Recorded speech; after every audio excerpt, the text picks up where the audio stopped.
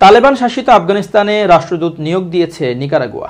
স্থানীয় গণমাধ্যম জানিয়েছে, কূটনৈতিকভাবে বিচ্ছিন্ন তালেবান শাসনের সাথে সম্পর্ক বৃদ্ধির ক্ষেত্রে এটি বিরল পদক্ষেপ। বর্তমানে চীনে নিকারাগুয়ার রাষ্ট্রদূত মাইকেল ক্যাম্পবেল বেজিংয়ে তার অফিস থেকে আফগানিস্তানে অতিরিক্ত দায়িত্ব পালন করবেন। নিকারাগুয়ার ভাইস প্রেসিডেন্ট রোজারিও মুরিলো শুক্রবার বলেন, আমরা আফগানিস্তানের ইসলামিক আমিরাত, সেই দেশের জনগণ এবং সরকারকে ধন্যবাদ জানাই। তারা আমাদের কমরেড মাইকেল ক্যাম্পবেলকে স্বাগত জানিয়েছেন।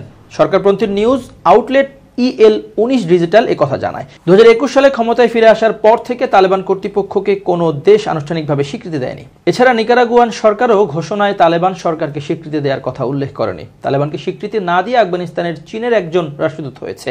যুক্তরাষ্ট্র আনুষ্ঠানিক রাষ্ট্রদূত ছাড়াই একজন চার্জ ডি অ্যাফেয়ার্সকে শীর্ষ কূটনীতিক হিসেবে দায়িত্ব দিয়েছে।